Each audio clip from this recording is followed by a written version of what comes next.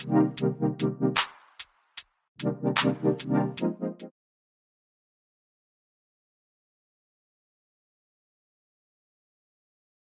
going on, everybody, and welcome to the Other Side of the Firewall podcast, where we talk about the latest and greatest of cybersecurity news, as well as we highlight those movers and shakers and glass ceiling breakers, those people of color who've made it to the other side of the proverbial firewall. My name is Ryan Williams, as always, I'm joined by Shannon Tynes. What's up? What's up? What's going on? So, welcome to another week of cybersecurity. This one will go up on Thanksgiving week.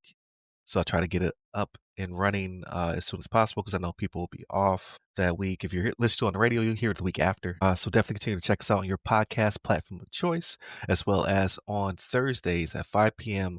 WDJY 99.1 FM in the Atlanta metro area and simulcast worldwide on the TuneIn app. You can also find us on Repton Tech, Heroes Media Group, Black Tech Plus. We're all over the place now, so definitely continue to check us out and pick up the guide. So I'm going to put it on sale for Black Friday, Cyber Monday, and probably a little bit beyond that. So that way, people who listen on the radio can also catch it. So for a couple weeks, it will be back on sale. So head to theothersideofthefirewall.com. That's www.theothersideofthefirewall.com to pick up your copy for, I think it's like 40%, 41% is usually where I drop it down to. So $15, people. Can't beat that. Stocking stuffer for real. All right. Without further ado, I'll give it to Shannon. All right, everybody. So this article comes from bleepingcomputer.com, written by Bill Toulis. And the title of this one is FCC rolls back cybersecurity rules for telcos despite state hacking risks. And my first question was, why? Why would you do this? And the reason, Everybody's question. yeah. And the reason behind it is because the telecommunication companies were complaining that they were like, oh, it's too stringent, too much going, too much going into this. We already do things that kind of prevent this, which they don't, right? Or else Salt Typhoon wouldn't have got a hold of them, back in 2020, was it? When was that? Yeah, 2020, I think Salt Typhoon got after them. Actually, I could be mixing that up with the SolarWinds. It was later than that. It was later than that Salt Typhoon came and got whichever telecommunications company it was. But the reason they're rolling back again is because they got complaints from the telecommunications companies, right? And so it's crazy to me, right? So they put this out in their letter. They said the Federal Communications Commission today took action to correct course. No, they didn't. And rescind an unlawful act and ineffective prior declaratory ruling, misconstruing the Communications Assistance for Law Enforcement Act, the CALIA, reached the FCC announcement. So if it's here's what I don't understand. If you made it a law, how is it unlawful? Right? That's the law now. It can't be unlawful, right? You're following the law. It's weird to me that, and I shouldn't say it's weird, but it's kind of amazing to me that we allow these companies to dictate to us what should be safe for people, right? Because this is how you end up with. You have some people that like deregulation, right? And I always say deregulation is no regulation. Like to a certain extent, it can be good, right? There's some red tape that's like, man, that's a little laborious, right? Like you don't want to do all of that. But I don't think that's the issue here, right? So, but it was a couple of the quotes I want to get at because I read them and I'm like, you guys are just you're just getting on my nerves here, right? And not that I really matter. I think I matter, but to them maybe not so much, right? You matter, Um, Shannon. I appreciate it. See, now I feel good. Now I feel good. I can go on. I can go on today and feel good about myself, right? But let me find these quotes. Jeez, I lost them. Oh, here it is. The order also withdraws an NPRM that accompanied that declaratory ruling, which was based in part on the declaratory ruling's flawed legal analysis and proposed ineffective cybersecurity requirements. So it's not that the requirements were ineffective, right? They were good requirements. What it wasn't cost effective for them, right? They would have to implement cybersecurity at a different level and do different things that they didn't want to do because it would cost them too much, right? And so the fact that they allowed them to do this, we'll see what happens, right? This pretty much comes down to them self-governing themselves. What is it? What's it called? Self attestation, right? Self Yeah. attestation. Yeah, is what it's called when you go and you kind of do the analysis on yourself to say, yeah, we're good, right? And then report it up to the government. That's more than likely what we're going to get to. And then we're going to have another type of salt typhoon type incident come up and be like, how did we get here? Point directly to this, right? The presumption of this is exactly how we got here. But I'm gonna get down before I blow up. I'm gonna get down off my soapbox a little bit. I'm not gonna blow up on this. But Ryan, what's your thoughts on? No, I agree 1000%. So the Salt Typhoon was October 2024. That was when the disclosure happened, right? And it impacted Chinese espionage campaign that impacted Verizon, AT&T, Lumen Technologies, T-Mobile, Charter Communications, and Windstream. So yeah, they ate our lunch. right? They're listening to the same systems we use to wiretap our own people. It does not make sense. I so when I initially saw this, actually, my one of my friends sent it to me in a chat. He was like, "Hey, did you see this? You could probably talk about this next week." And my initial response was, "This is the same administration that created CISA. They made more regulation, right, to better protect U.S. citizens, and now they're just ripping it apart. I'm just it does not compute." So yeah, well, you were completely right. When a year from now, 2 years from now, when we find out that our near peers were even deeper into our systems, you can point back to this and say the call was coming from inside the house. We did this to ourselves. It makes absolutely no sense. And I get it. Yeah, go ahead. Not to go to the politics of it, this proves how effective lobbying can be, right? Because to your point, you guys came up with the organization that's supposed to prevent these types of things and is out there for the greater good. And now you're defanging them, right? Like you're pulling their teeth for them to not be able to do certain things. Not CISA specifically, but like different laws that have been enacted to help these types Right. of things. Right, because we commended the administration during that time. We were like, yeah, they're the same administration that took the Obama or before Obama actually. I think G-Dub was one of the first presidents to really like push for better cyber, and then the Obama administration, and then the Biden administration carried on the Trump administration stuff, and now the Trump administration is back, and they're just like, nah, tear down this wall. And I And here's the thing, even though he was talking to Gorbachev then, Reagan was talking to Gorbachev then, right, he's still dealing with the Russians, right? yeah. So it's because I get you can say, hey, we made a mistake and we need to tweak, but it's the ripping of legislation. And what's crazy though is I saw another article that we're not talking about this week, but where SZA is now going on a hiring spree. So like just the back and forth seesaw that's currently going on when it comes to like we need to get rid of these people, we need to bring these people back, we need to get rid of these regulations, we need to bring these regulations back. It's making me seasick. It's moving too fast. Like you have to do some analysis because even large corporations can't move this quick. And the thing is, like, it's not like we haven't seen this in government before, right? No, granted, the reason behind it's a little different, right? But we saw this after the Gulf War, right? Like after Desert Storm, Desert Shield, like we plussed up a lot, right? And then it came down to it. It's like we have too many people. Like, we were in and out of that place in like 45 days, so we don't need all these military members that we brought on and all these civilians and things like that. So we cut a bunch of them. Then it was like, okay, we cut too deep. It's history repeating itself, right? So for as much as certain people say they love history, they don't like paying attention to it and preventing it from happening again. You know what I mean? Yeah, it's pretty crazy, but I think we've beat this dead horse, right? I can see in the following administration where a lot of this stuff comes back because it didn't make any sense for it to go away to begin with. Well, from whomever is in the seat, right? Regardless of political affiliation, because a lot of this stuff is bipartisan, right? Like they actually sit there and they're like, yeah, this is something we should be doing. But I digress.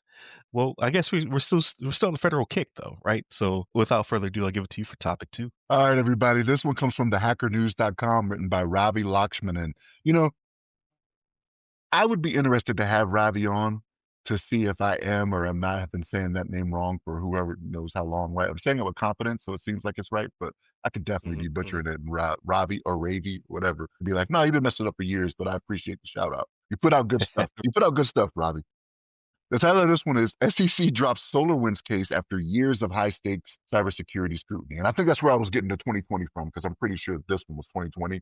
SolarWinds happened. So I might have been Right. mixing up those dates from the previous one. But what this comes down to is that the SEC has abandoned the lawsuit against SolarWinds and its chief CISO, alleging that the company had misled investors about the security practices that led to the 2020 supply chain attack, right? So, and this was a joint motion filed in just a few days ago, November 20th, 2025, SEC, along with the SolarWinds and its CISO Timothy G. Brown, asked the court to voluntarily dismiss the case. Now, why, right? Like, if you had the evidence, right, because you came out and said that there was negligence going on, you said that it wasn't taken care of like it should have been. You were not following the rules like you should have been. There was even red flags before the attack actually happened, that weren't brought up and weren't handled like they should have been. Why would you dismiss this case, right? Like, especially after you've already gone this far, right? The money has been spent. I can understand not throwing good money after bad, but I don't think that was the case here, right? Like, a lesson needs to be learned to where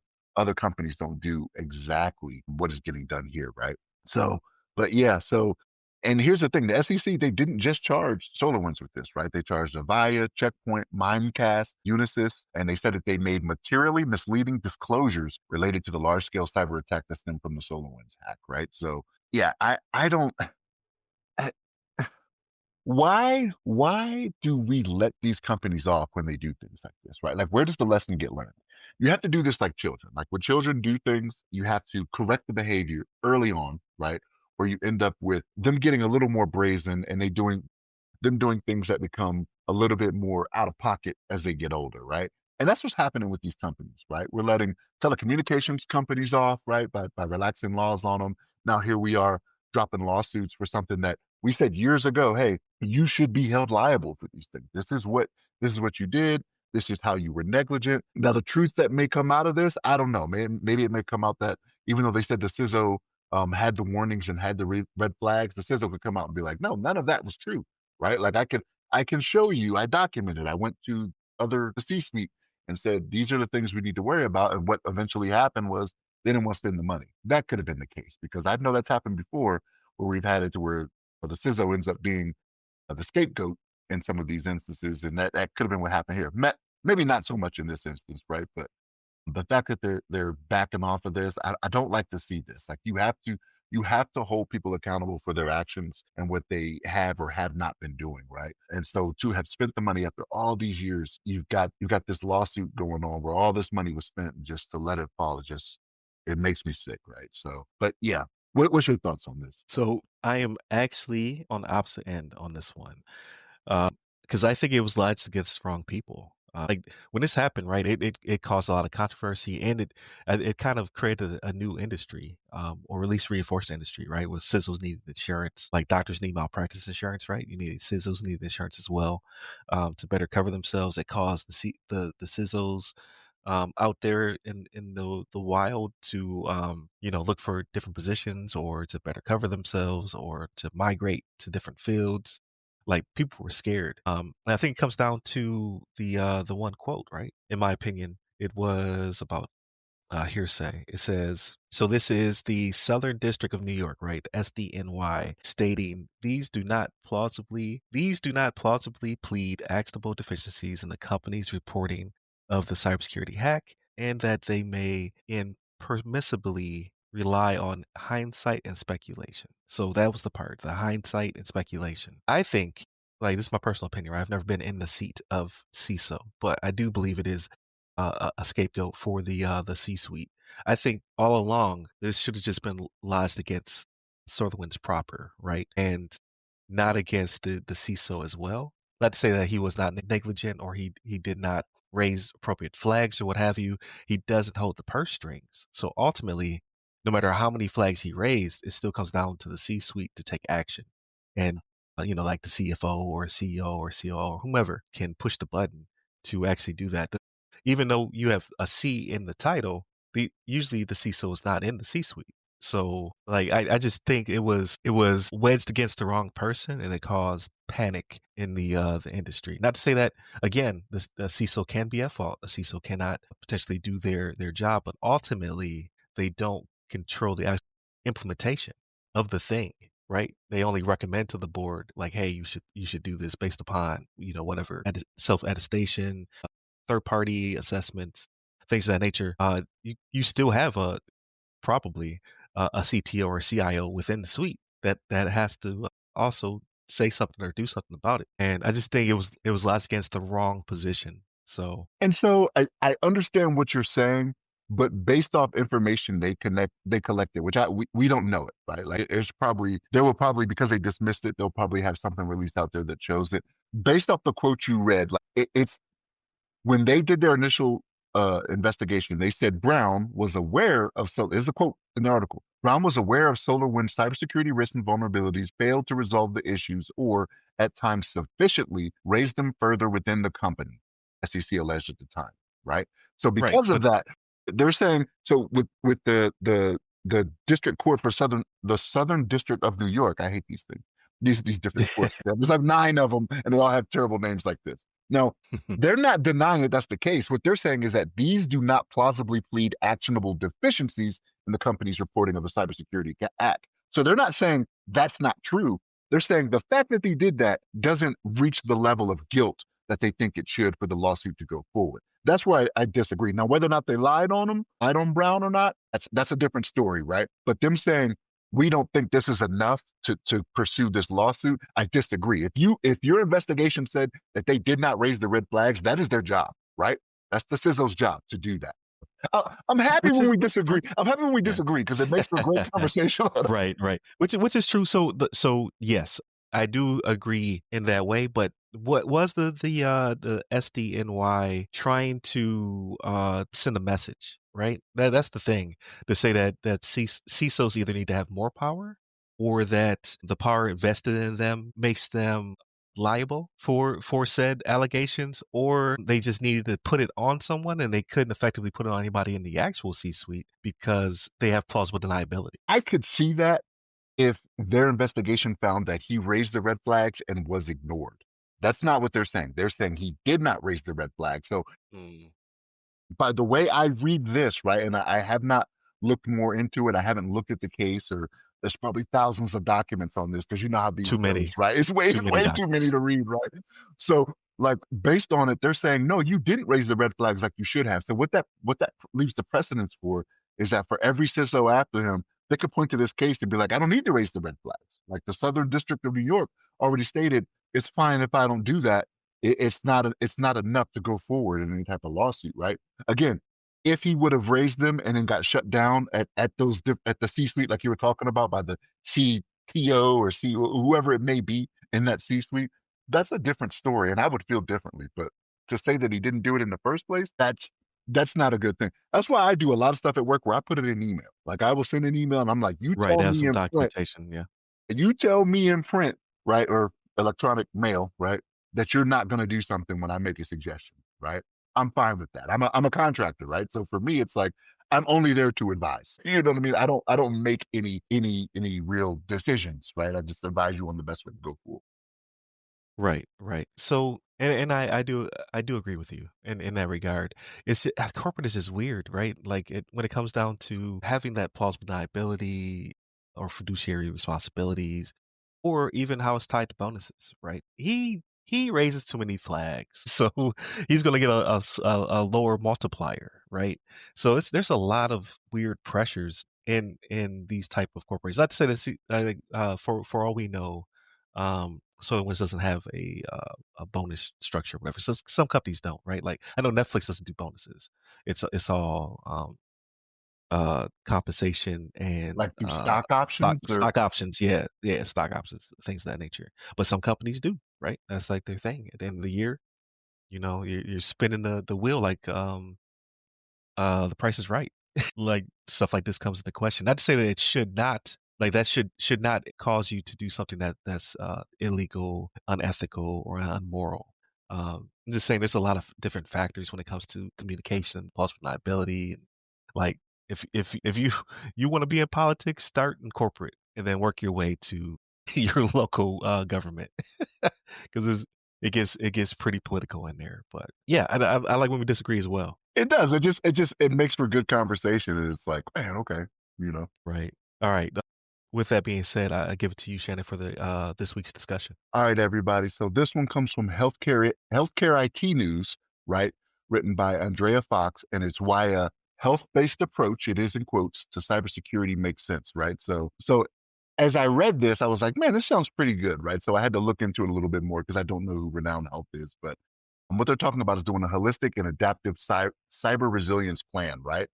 And the name of the company is Renown Health, right? And what it is this is really a small healthcare network that's really in northern Nevada, right? Mostly Reno area. And what they're talking about, like, I love it, right? So they talk about being more visible to staff, their cybersecurity team being more visible to staff, different things they need to do when it comes to defense against social engineering threats, different ongoing cyber risks, things of that nature. So as I started digging more into them, I started looking and I was like, wait a minute here.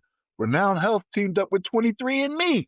Like, wait a minute. So of course you have a different stance on this, right? Like, because Right. what you're trying to keep from happening is having some of that 23andMe stink, right, come blow back on you. Because, and again, it was voluntary, right? So I do want to stress that when they teamed up with them, they offered free genetic testing services to members, right? But they may not have made them aware of the different risks for that, which are now coming out now, right? So before somebody starts tracing back and going, wait a minute, Renown, I did this through Renown Health, and now you're telling me all my information could be out there, these things could be happening, you know what I mean?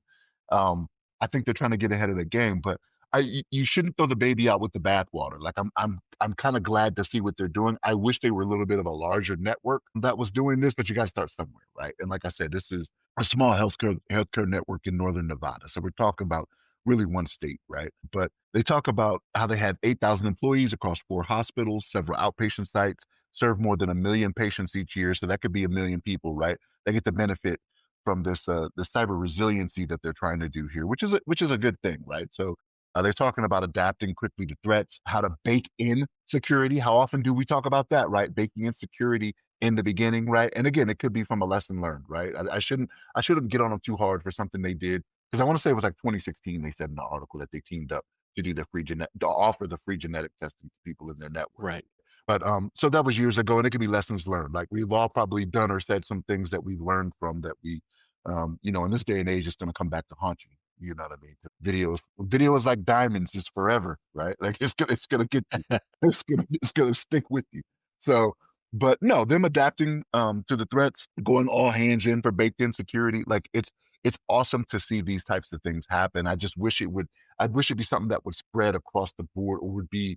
And I know a lot of people may hear this, or a few people may hear this and be like, big government. No, we don't want that. Like to make it something that's like federally mandated. You know what I mean? Especially when you're dealing with the public and having all and the information that they do have, right? We talk about this all the time when it comes to healthcare networks being soft targets, right? Because they don't take cybersecurity seriously, right? But they have all this valuable information that can be used to blackmail or to get more money to ransomware, some things that people just don't want out there. You know what I mean? So you can look at me and see that I'm a big boy, but I don't actually want the pounds out when I go to the office, like how much I actually weigh. You know what I mean? Like, come on now, yeah, you can see I'm big, but don't put it out there for everybody to see. You know what I mean? What you want? You want $100? I'll give you $100. Keep that secret. No, I'm joking. But stray cats, right? Never pay them. Never pay them. It Never is what it feed is. cats. Never feed the stray cats. Yeah, trying to align cyber hygiene. To their 5 strategic pillars, doing strategic workforce committees. They're going down a good path that I like to see. But it could have been from a lesson learned back in 2016 that is coming up now when it comes to 23andMe. But Ryan, what's your thoughts on Yeah, so I like the approach. So I like the approach. I like that they're pursuing it, especially within healthcare because they are soft targets, and they've been, the topic of news for the past few years being hit. I don't think like Ramirez says with a major IT incident or cyber event, it's not a matter of if but when. I just think it's a reskin of resiliency risk management, right? It's something that we've already been trying to push. So I don't care what you call it. I don't care how you pursue it. Like as long as you get people to stop clicking on them links, it says about 80% are because people either get falling for social networking or clicking on the link or other ways of losing their credentials um, is what's happening, right? Like the people are the insider threat because they're just not paying attention. They're just trying to get through the CBT or what have you. And they're not really thinking of how this applies to the bigger enterprise, right? So I think it's a great initiative. I think they should keep pushing for it, but I think everybody should be doing this, regardless if you call it the healthcare, approach, the resiliency approach, the I don't care, like Five Nights at Freddy's approach. I don't care what you call it, but it's honestly it's not a matter of if but when, and how do you bounce back? How do you layer that defense in depth to ensure that you don't lose too much and you're not down for too long? And I think that should be the approach, right? Like bake it in as well. Like you're trying to get at two sides of the equation, right? You're trying to bake it at the beginning, so you have less to worry about. And you're also trying to make sure you can bounce back because it's not again a matter of if but when you are attacked, right? So I think this should be the approach everywhere, right? A holistic approach to make sure that we're not low hanging fruit, so we're not going to be the target of attack to begin with, but B, when we are attacked, that we quickly spring back. And I do applaud them for their initiative, starting out small with healthcare, and then hopefully they'll get bigger with it because that's the last thing on many hospitals' minds, right? More concerned about bringing patients back to life or preventing them from dying to begin with than cyber. However, you are a target. You are a target of opportunity. There's a lot of good information there, right? PHI, PII that can be used to make money. So someone has to be trying to get them to align themselves better to make sure that their clinicians are, not giving up the keys to the kingdom, and that their security teams are um, uh, listened to and better funded, because I know that there's an issue around my area as well, where a lot of people don't want to work for the hospitals over here because they have a very very thin budget, and they're often ignored. Like that, just healthcare in general needs to work at it, right?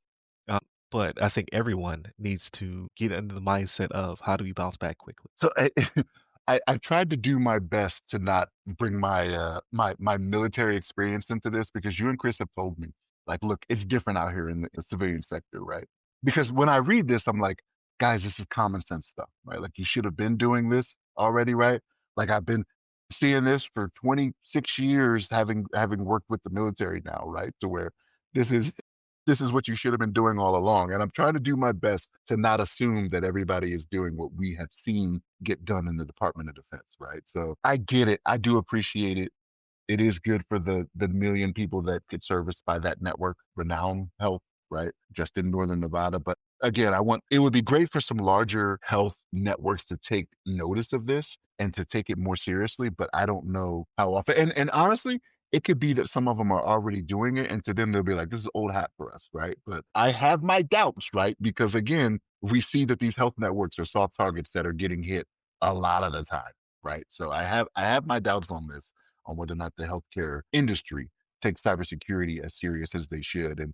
And if they do start to do so, hopefully it's something that makes the industry better, right? And if it's more cumbersome, like if I have to do more to log in, if I have to validate more than I is convenient, I have no problem with that, right? Knowing the information that's out there. I mean, my information, my wife's information, my children's information, just being out there for grabs. Like it's not something that you want. You know what I mean? So yeah, it's good for them. Good for Renowned Health. I should applaud you. I should applaud you more than I did than go after you for the 23andMe thing. You learn from your mistake, hopefully, Right. right? So Yeah, you took that personally. I did. You like this Jordan meme, and I Yeah. took that personally. And I think it comes down to economies of scale, right? Like when I try to think about it, like the DoD has, let's say, tens of millions of users on their network, right? They have millions, or not millions, they have, I would say, tens of thousands of IT and cyber professionals, and they have, almost $1 trillion budget. Um, and they don't have to make a profit, right? Because we sell arms and things of that nature, but I don't think we ever turn a profit. It's all money out versus an organization which is much smaller, making a lot less money, was the last thing on their mind. So it is really, it's crazy out here. It's the Wild Wild West, Shannon. We'll be Stay on that side. I don't know. I don't know. We'll see. If they're taking 43-day breaks and whatnot, I say it in jest, Right, but like I don't know. I mean, I was good, but I don't want to have to do that every 3 months or whatever it may be, right? Because y'all can't come up with a right. budget. But neither here nor there. We ain't gonna go into that. But no, man, like it's when you think about it, and yes, you're right, right? Like they're not doing it to turn a profit. They provide a service, right? That's what the Department of Defense does. So for all the millions that you talk about that are using those networks, accessing those networks, the tens of thousands, and that may even be a high number. It may be no more than 10,000. Like Right, that's what I was thinking. I was like, if yeah, I'm, is it? Yeah. yeah, tens of thousands is a multitude of tens. I'm like, oh, that might be a stretch. That might be a stretch, right? But even with that, like you have to take in consideration that they're not just doing it for the people that are using the network. They do it for the Department of Defense, for defense of a nation that has 360 million people now, whatever our population is That month in. number is out. I don't know. Yeah, Somewhere between, yeah, 300 and 380. I don't know. I think 360 is a safe bet to say, but it's for the Okay. defense those people, right? Like for the nation. So put the money into it, right? And again, you're right, man. Like I think within the next 2 years, we're going to see $1 trillion defense budget. I think it's going to happen. It's going to be at $1 trillion within the next 2 years, and that's crazy. Like that's a lot of money. And I say that as a veteran, I'm like, that is a lot of into it, and I get Right. it. I know you want your bullets and your bombs and your planes and your boats and your whatever else, made tanks, right? Which I don't know how often we're using tanks anymore, right? Because we're usually in the air just dropping stuff off, or Got to keep them ready. cyber warfare, right? Like that's where you start, Right. right? Bring You're everything you're down. now your robot dogs and your yeah we're we're out here looking like uh an anime, right? We got Gundams on the field, right? Like it's crazy out here. And if you would like to give any of that budget to Ram Cyber Consulting and Assessments LLC, please give me a call. But with that being said, Shannon, how was your week? Man, it's pretty good. It was. I wasn't on last week. I was feeling a little under the weather, but for the last 2 weeks, it's been pretty good, man. Got back to work. So for those of y'all that did not know, I mean, I wasn't necessarily hiding it. I wasn't really broadcasting it. I was not at work during the government shutdown. But for me, I was fine, right? I know there were people that were not like that. There were people on my team that weren't like that, right? That did not. They rely on the job heavily to survive. So good that we're back and they're back to working their jobs and doing what they do best, right? But when it comes to the entertainment side, right? So the ghost of Yote, yeah, I don't know what Yote. Yep, Yote, you got it right. Yote. Okay, I was like, that doesn't sound right, but I think that was right. Man, I'm putting in them hours, man. Like, and the thing is, I'm not playing it as consistently as I did Tsushima because I think it's one of those things where I did Tsushima for 98 hours, I think it was, Hmm. to finish that one because I'll do all the side quests and all the side missions and all that. And then I rolled right into this one, right? So the fact that I did that, there are some instances where I'm like, okay, feeling a little repetitive right now. Let me give it a break for like a day or two. But it's a good game, man. I do like it. And again, my son that got it for me, man, I love that boy, man. I love him. Appreciate you looking out for that. Listening to that, because you think your kids don't listen, right? But it was one of those things. I was like, "Have you seen this?" You know what I mean? And he was like, "Oh, that's cool." Spent his own money, right? Like to make it happen for me. So I appreciate him. Right? So I guess I got to be extra good for Christmas for him this year. Jeez. Right, No, right. I'm just my children have it great. They have a way better life than I did. You know what I mean? But they don't know that, right? It's a matter of me being like Grandpa Pickles and telling them how I used to walk 15 miles to school. You know what I mean? But I did walk to school. It wasn't 15 miles, so I definitely wouldn't have been doing that. It would have been too much for me. But And they're the same. They don't believe me. I'm like, yo, I yeah, walked in the snow up to my waist sometimes in dress shoes. I'll get to school, my feet would be wet. yeah. They were like that like because they're again, don't have to go through that. They'd be like, that's absurd. Like, I'm not making this up. This was the thing. Then This is why I'm never going back in the snow. they say stuff like, you never had a bus to bring you to school back in the day, or your parents never drove you. I'd be like, no, my mother never had a car growing up. Like my mother Right. never had a car. You know what I mean? Like it's one of those things where we had family members that had vehicles, right? And every once in a while, they'd give us a ride or whatever if it was needed. But that was not an all the time thing. Me growing up in Maryland, it was a lot of public transportation. It was a lot of cabs and city buses. You know what I mean? So like it just it what it was, man. But Your kids are yeah, like, what's a cab? yeah, no idea. No idea. I Like guarantee it. Uber, but Yeah, Uber, but you had to pick up a phone to call them and have a right. dispatcher send them to your house, right? Like it wasn't you didn't have the convenience of a cell phone app to just be like, hey, this is where I need you to pick me up, right? And they know where you're going already. So I had to get in there and tell them, right? Um, but yeah, spending a lot of hours on that. I gotta be pushing 40 or something on that now, right? Okay. Because like So you a healthy amount, yeah. yeah, I gotta be pushing 40 or something on that. Well, so in 40 hours, how many of the six have you? Yeah, I was in the same place. I was in the same place.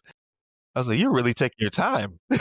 I'm Yeah. I'm going around, I'm getting the weapons, I'm getting the different, the skins for the weapons, the different armors, things of that nature. And it's cool, right? Like some of the stuff it does. And I'm like, but some of the missions, I'm like I'll tell myself, I'm like, let me do this real quick before I go out and do what I need to do. Because my wife is like, hey, are we gonna go do this? I'm like, yeah, give me, I think, 5 minutes.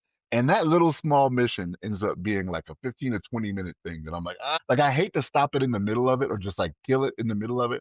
Cause then I'll be like, it'll probably make me start over if I do this right. But like, I'm like, that's a quick one. Like that's not even a Well, main. it's got the quick resume, right? So you could suspend it, right? Just turn the console off, and you Will should it? pop right back where you're at. Will it Yeah. though? Okay. All right. No, it's only like so. I with a caveat. It happened to me twice, but it was because of updates. So like I came back and I was not doing what I was doing, and I was like, that's weird. Like it's making me like actually like I didn't just the screen did just pop and I'm just in Azo running around, right? I Yeah. was like, that's weird. And then I'll get the little box in the corner like Sony had to update, Yeah. Yeah. Yeah. I'm like, oh man, you got me. So in that regard, it's not resilient to updates, but Xbox is. Like you can unplug your Xbox like from power and then plug it back in a couple days later, and you will pop back where you're at. And I'm just like, yo, there must be a mega capacitor in here. Man, I'm PS5. I don't know. I'm not willing to risk it, man. Like, I don't know. But I finish it out. Hopefully the wife doesn't smack me in the head when she comes down. Like, you said 5 minutes. It's been 20. But no, that's been really good. I'm glad I picked that up. When it comes to what I've been watching on TV, the wife and I have been sitting down watching stuff. So we've been watching The Neighborhood. It's the last season for The Neighborhood. So season 8. And I think it got better. Like there was like a point where it was going down a little bit, and I was like, okay, I could see this being the last season. Then for season 8, they kind of picked it up, and I'm like, man, I was like, if you'd have been doing this, they probably would have let you get a couple more in. You know what I mean? But it's been pretty good. We laugh pretty good at that. Um, one we've been watching is the new Matlock with Kathy Bates. I don't Oh, know if okay. you've seen this. So I haven't watched it yet. It's a little hokey. The first season was pretty good. So what it is, the premise of it is that Kathy Bates comes in and she pretends like she's a lawyer named Matlock. It's not her being Ben Matlock. Like Ben Matlock still exists in this universe, and she says, "My name Oh, is okay. Matlock, like Ben Matlock, the attorney from TV." So it's not like she is the new Matlock and they did a gender reversal or anything like that. Gotcha. And so what it is her daughter, and again, this stuff can be. I'm not giving away anything. Her daughter died from drug overdose, but what it was there was a fictional pharmaceutical company that kind of hid the results of what opioids can do, right? How harmful they can be and addictive they can be. So what she did was she went undercover at this law firm that was the law firm for the pharmaceutical company that she believes was hiding the information. So that's what it, Gotcha. that's what it goes into, is her being kind of undercover with the name Matlock, Adeline Matlock. But it's interesting. The second season is a little more hokey. Like even my wife, like she's kind of like, because usually Mm. it's me. I almost always bow out first. I'm like, oh, what's up with all this love story? Like I don't care about that. I got my Where does this come from? yeah, I got my own love story. Like me and you are a love story. Like why do I need to do this? Like what are we doing here? Right? Like I love you, you love me. I don't need to see it on TV. Right? Ooh, bars. Ooh, I hit that. But yeah, so like, but no, like I almost always get into stuff like that, and I'm like, been watching that one. I've been watching Watson. I don't know if you've seen this. It's a kind of a modern day I've take. seen I've seen the me and my wife had had a couple of jokes about it. Like I haven't watched it, right? Yeah, But we're like, what's my man's name? Morris Uh Chestnut. I was like, Morris Chestnut will never be out of work. Never, and the dude doesn't age. The dude doesn't age. No, he does. Yeah. I'm like, bro. There's a couple shirtless scenes in there. I'm like, man, that dude's in good shape, and he's 50 something. Like he's in his 50s. Like wow, he's been around for a while. So if you think of Boys in the Hood, you got to go back a ways. Right. Yep. It's been a while with Ricky. But yeah, Morris Chestnut. And I like him as an actor. Some of the stuff he's in, you're kind of like, I don't know. That's not really my thing. But he'll never be out of work. But he's also a good actor, right? Like he's very on top of his lines. It doesn't seem out of place. So yeah, it's a decent series, man. And again, it is a take on Sherlock. You know what I mean? But it's not Sherlock. It is mostly Watson. And the premise of it is that Sherlock. So what's the name of it? Rickenbacker Falls. You know the story about Sherlock going over with Moriarty over the falls that kills him. If you've ever No. paid attention, anybody That's who's ever that's paid attention deep. to Sherlock knows what I'm talking about. Yeah, Okay. Rickenbach Falls. Almost every series you watch that deals with Sherlock, they go into that, right? Because that's how he's supposed to die. So Sherlock goes over the falls, but Sherlock is infinitely wealthy, right? Like he's got a lot of money, and he left money to Watson for him to start up this clinic that's in Pittsburgh, and he calls it the Holmes Clinic. So he named it after Sherlock, of the Holmes Clinic. But he takes on these crazy cases. He's a geneticist. He's a geneticist, I think, is what Watson is. He takes on these crazy cases, trying to figure out. It's kind of like a house situation where he tries Yeah, to I was gonna say figure it out sounds these like different yeah, like things. kind of like House. Yeah, but yeah, so like in the first season, I mean, Moriarty like comes into play, right? But in the second season, it's mostly them dealing with what's going on with the medical cases and whatnot. But yeah, I think it's a good series. But again, I like Morris Chestnut. I've watched a lot of stuff that he's in. He had another one. Was it Rosewood? That was only like 2 seasons, 3 seasons, or something like that, where he was a doctor. I didn't watch that one. Yeah, and that one wasn't bad either, but I could see why it wouldn't get more ratings for people to watch it. But that was another one that was pretty good. Like he's a good actor. I appreciate him and what he does. You know what I mean? So, but that's kind of been it, man. Watching a little bit of football, right? My Ravens are coming back from the dead, right? Like there was at the There beginning of is, the yeah. season, I was like, oh, like, oh, this might be one of those years we gotta bite the bullet and just let it ride. But no, we seem to be coming back. We're only one game back behind the Steelers in the division, right? Because we were at the bottom of the division. Not that the division is tough this year, right? But we coming back. Hopefully, we try to overtake them, but we'll see. Because whenever we want to win, Pittsburgh wants to win. I'm like, you need to lose too. My Penn State boys are doing pretty good now too, right? We fired Franklin, which I was all for. You've been calling for his head for a while. Yeah, yeah. And they did it, right? To the tune of $49 million. They got to give him his payout. Now, that's going to change, right? Because he's supposedly got the Virginia Tech job. I don't know if it's actually been confirmed, but he said job at Virginia Tech. So whenever the way they do it with these buyouts, if you find another job after that, whatever you're making in that job, the amount of your buyout gets reduced by that amount, right? But I yeah, did not know that. Okay. yeah. So somebody told me they're kind of restructuring his buyout though. So I don't know if they're trying to do less or what, to where they don't have to pay out as much. The 49 million would have been worth it to me, right? And that's a lot of money. But To make you go away. yeah, to make him go away. But like he's gonna get another job. Good for him. Franklin has been a great recruiter. Like even when he was at Vanderbilt, like Vanderbilt is not a powerhouse football program, but they were good under him for 2.5 years or however long he was there, 3 years, whatever it was. So he's a great recruiter and he brought in good talent. He just didn't know how to make it work on the field in big yeah. But that's pretty much been it for me, man. What about you? What's been going on in your household, man? What's up with you? Everything's pretty good, man. So to keep on the sports for a little bit, like except for the Bills, Mm, they're doing the mm. best they can with what they got. But man, listen, we'll beat Baltimore, we'll beat Mhm. KC, and then we'll lose to the Dolphins. We'll lose to the Falcons. We'll lose to the Texans. So it's topsy turvy. I don't know what's happening. In all fairness, those Thursday night games, they've been better this year to where like they used to be terrible games. Like you got to remember it's the short week.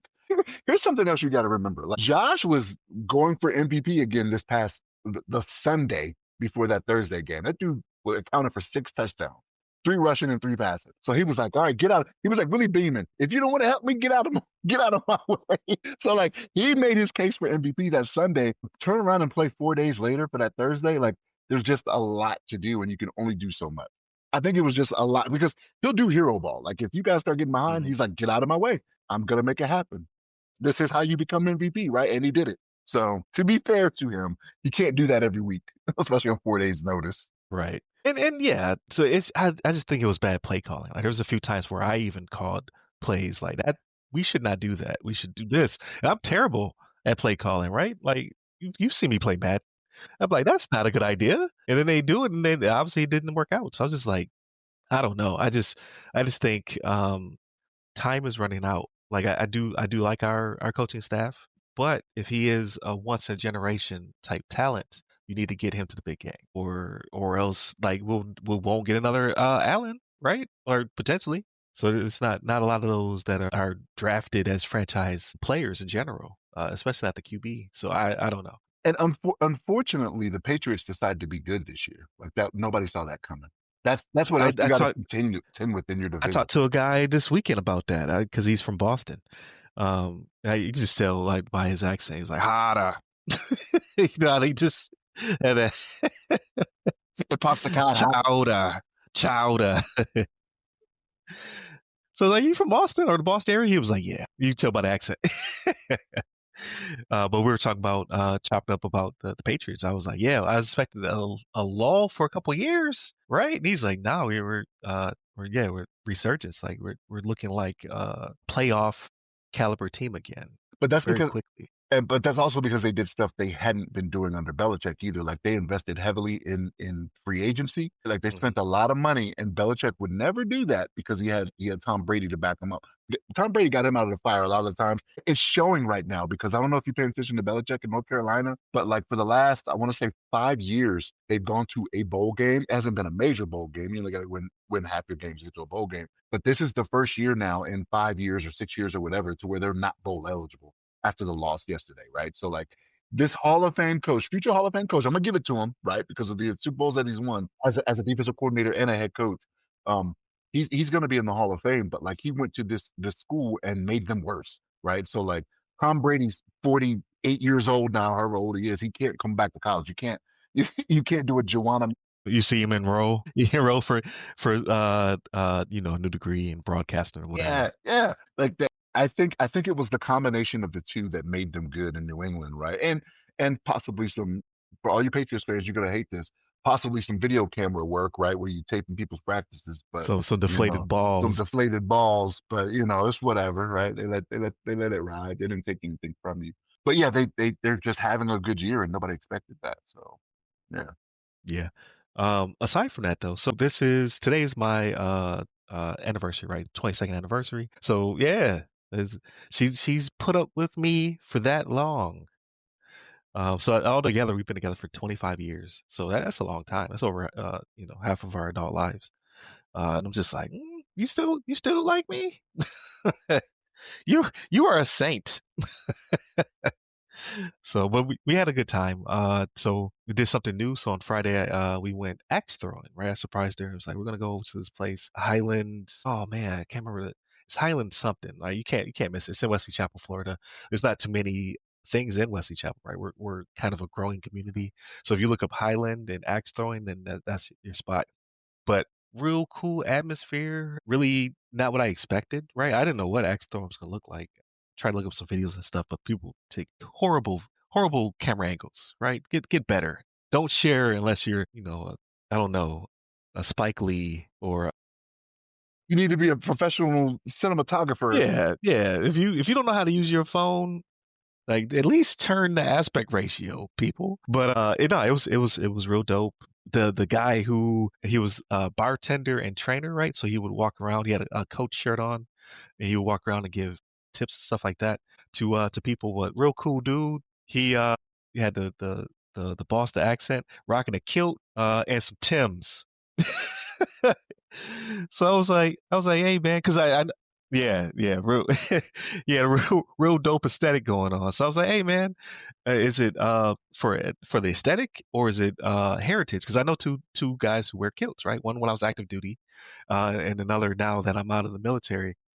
It's about heritage and it's a conversation starter, things of that nature. He was like both. He was like obviously because of the theme of uh, the venue, but also it's family thing as well. He was like, I'll rock this out because like I said, he had the kilt with the Tims. He was like, you should get one. I was like, man, I can't pull. I can't pull that one off, man. But real cool dude. He gave us some tips. We started getting better. My wife actually had a lot of fun because I didn't forewarn her. Right, it was one of those things like she was out watching Wicked for Good with our daughter the day it came out or the weekend it came out, and I sent her the waiver while she was at the theater. So that way, when she got out, she would see the waiver and be like, "Hey, in a few hours, you about to go throw some actors. You can't get out of it. I already paid." But went there. We had a blast, man. Took some cool pictures and what have you. And then yesterday we went out to dinner. We did one of those like Texas, or Brazilian grills, right? Where they slice the meat in front of you, what have you. Here we've done oh man, I can't remember what it's called. So I remember in Virginia it was Texas State Brazil. What was it? Fogo Here, de Chao? no, Fogo not de Fogo de Chao? Chao. Tucanos? Nope, not Tucanos. They may have been to a lot of them, but I always enjoy it. Right, I eat to just uncomfort, and then I'm like, all right, I'm done. Don't want to overeat, but I want to get my money's worth, right? Every time I go there, my objective is to get the meat sweats. It costs too much for me to not get the meat sweats. So Get the I meat think I have sweats. to. Yeah. Yeah, yeah. I definitely was building up to the meat sweats, but they were out here, right? They because they made one in Wesley Chapel. You can tell they're pretty new, so like the way staff was still learning how to do things and being instructed, what have you. But it was a good time. Like we had a good time. And then today we don't really have nothing on the agenda, so I'm gonna just make something up. So we're gonna exchange gifts, put ourselves on a tight budget this year. So we actually had to think, right? It really is it's for me. So Was it because was you it give me unlimited, was it I was like, you Rodizio? give me unlimited. Hmm? Rodizio Grill? Yes, Rodizio yep, Grill? Rodizio, yep, that's it. Yeah. If you give me a unlimited budget, I'm a cop out. I'm just gonna be like, what did you say you liked? And I mean, I keep a list. I just go buy that, but it's not really thoughtful, right? So we made it $50, $50, and the 22nd year, so the seventh year and the 22nd year are copper. So I had to buy some copper items and then some other stuff, but put ourselves on a $50 budget. But she doesn't know I did cheat the budget a little bit. Work gifted me $50, so I spent 100 because 50 that's not mine. It was free. They had some gift cards. They gave me a gift card. I doubled up. Semantics, Sorry. Ryan. Semantics. If you want another 22 years, I wouldn't do that again. Yeah. It's hard, man. And copper's expensive, right? Like for whatever. Well, I guess I know the reason, right? It's tough economy, right? People strip copper out of houses. I mean, the way around that is just to adjust the budget at this point, right? Like cost of living goes up 2% or whatever. You'd be like, okay, we'll do 65 or $75 next Right. year, right? So like Right. you gotta get it up. Yeah, but aside from that, oh, so and I watched Wicked. So they watched the second movie. I never watched the first one. So last night I actually watched the first one. Pretty good. I enjoyed it. Right, different take on Wizard Oz. So I watched that with my wife. And then game wise, I'm still doing. I got like 4 trophies, 4 or 5 trophies in Yote. I'm still hunting for. It's most of it's vanity stuff that I skipped over. So like I'm playing songs to go find the vanity items. And then I beat a game called Dispatch. So that's the one with Jeffrey Wright and Aaron Paul and a bunch of other Lauren Bailey, a bunch of other talented voices. Really good. It's one of those things where it's like kind of it's a choose your own adventure with really high production value when it comes to the animation. So I'm only going to play it once. Like I never play those games more than one time, and then I just go to YouTube to look at all the alternatives. So like what would it have looked like if I picked this option? And it's wildly different. Like so, you really could play through it again and get a totally different ending, which is well to a certain extent. Like it's still going to end the way it's going to end, but like the people who are there with you at the ending and how you interact with them can be completely different than my ending. I got the lame one. Like I'm seeing other takes on it. I'm like, man, I wish I would got that one instead. But no, it is what it is, and it's not a very expensive game. It's fairly cheap. Was it lame because you played it too safe, you think? Or Yeah, I why do played it you too think? safe. Okay. Yep, yep, I played too safe. But yeah, that one was a lot of fun, and now playing Ball Pit on the Switch, and aside from that, oh, and I started Silent Hill 2 remake. So I was playing through Silent Hill F and I was having a good time, but I was like, I feel as though I should start with the latest in the franchise when one of the beginning ones is on PSN, part of the catalog. So I stopped playing as the Japanese girl in Japan and I flipped over to the I don't know what he does for a living, protagonist, but like he feels as though like a Resident Evil character, right? Like a Leon or a Chris Redfield or whatever. So I'm playing as him, and it's weird, man. Like I'm walking around Silent Hill for the first time, and you got the weird things in the background moving around. You're like, what was that? Or you see these stains on the ground. You're like, I wonder what that is. So I'm like maybe 20 minutes in. So I'm gonna jump back into that today because it's a good time. I'm sure it'll creep me out. Having fun with that, and did a project. So that the last thing is for Black Friday, some switches went on sale. So I bought a 5 port, an 8 port, and a bunch of Ethernet cables, right? Cat 6 cables, a couple flat ones, because I wanted to extend the trunk. I got a trunk that goes from the comm closet into the living room, but the TV and everything's on the other side of the room. So I only used it for the PC that I'm currently on, and I call it Studio B. It's really my garage. Um, it was a trunk to get internet into the garage. But I plugged that trunk into the 5 port, and then I split it off to the 8 port.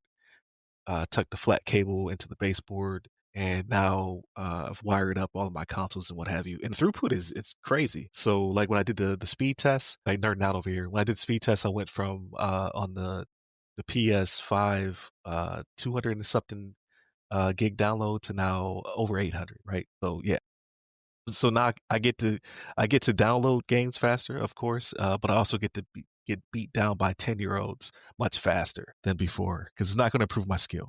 But I can jump on competitively and get smacked, get smashed. Bring that beat down to you faster, right? That's what you did for Right, yourself. exactly, exactly. But yeah, the throughput is crazy. But what I did learn is I'm a little bit lazier than I used to be. So I didn't plug in the TV because that space, like I'm not even trying to mess with that. I would have to take TV off the wall. And I would have to attach it to a cable because I had a fishing wire, right? So I'd attach it to a cable and then pull that cable through. I was like, you know what, TV's fine. And then Apple TV, I bought the 4K box that doesn't have the Ethernet cable. I thought it had an Ethernet jack on the back. It doesn't. So I was like, oh man. But You bought a new one, or is this your old one you had? so the old one had it. So I assumed this one had it too. But I didn't know there's two versions. So I went the cheap route, not knowing, because I thought it was just storage. But you also get an Ethernet port if you get the more expensive version. So whenever a new Apple TV comes out, right, I'll probably upgrade to the one with the Ethernet because I like wired over wireless. Like had to shrink that collision domain, right, and just have better speeds. Like I I'm getting like in quotation marks 1 gig up and down for free basically because it's part of the HOA. So I like to take advantage of that as much as possible. But that's it for me, man. Cannot complain. It was a good week then, man. All sounds good, especially the anniversary thing. Like, look, you out here doing several things. You had a Friday thing, a Saturday thing. You about to do a Sunday thing. Like, oh, man, it's like people that do the birthday weeks. Like, I don't get it. It's one Or day. yeah, I don't get that at all. Like you get 1 day for your birthday, unless you go somewhere. Like if you go like on a Yeah, vacation yeah, or yeah, whatever, I give you that. But if you're doing 7 days from the house, come on, man, get out of here. You being greedy. yeah, yeah, yeah. For sure, for sure. Like oh, it's my birthday month. You're like all right, that's Hell too no, much. nah. You're doing too much. No, for our 25th, and we did it a little early. That's when my wife and I went to Hawaii. That was a good one, but we did a little bit early because Ooh the yeah. actual anniversary would have been when the children were in school. So we weren't going to make it Oh, to okay. where somebody else had to deal with the school stuff, or they would have went, to stay with family and missed the first week of school. So we went early, and it was it was a good time. So we thinking about the next time we go somewhere, what we gonna do. So yeah. That's what's up. Hey, we want to do Hawaii as well. It's for us. It's the travel. It's like, man, like do we go to the West Coast and then chill like for a day or something like that to recover before we fly over to Hawaii? Same thing for Japan. That's true because of where you are. When you fly out going to the Pacific, it was a lot for you. So like for us, we flew straight from Denver. Denver had a straight flight to Hawaii, right? So Oh, it okay, wasn't gotcha. like when I went to Korea, I think they flew to LAX and from LAX going over there, right? Right. And that's a little bit longer. To be honest, that's a little bit longer than Hawaii. But yeah, they were like, nope, you got to come from Seattle and LAX were the two destinations. Gotcha. Yeah, for us, the shorter and quotation marks is Europe, right? You want to get to somewhere across the pond. That's a little bit quicker for us, because they had like direct flights when I was active, like straight to Stuttgart, Germany, right? So I would fly straight from TPA to Stuttgart, and that's where I was working out of was uh, SAF, Stuttgart Army Airfield. That's what it was called. And it was straight shot. So that was great.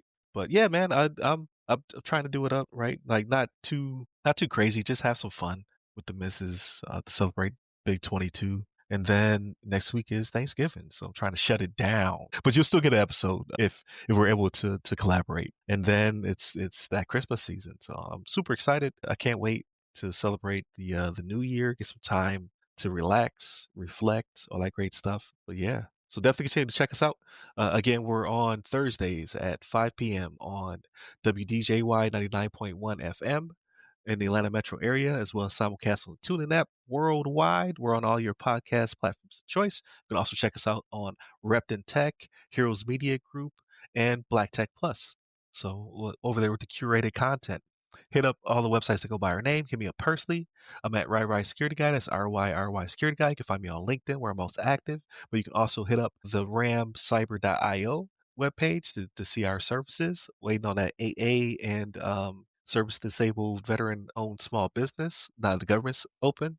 Wink, wink, hint, hint. As well as you can check me out on my personal branded page at ryanwilliamssenior.com. And pick up the book, The Other Side of the Firewall.com for the guide, which will be on sale for a couple weeks to celebrate Cyber uh, Monday and Black Friday and all that cool stuff. So definitely pick up the guide as well. Stay safe. Stay secure.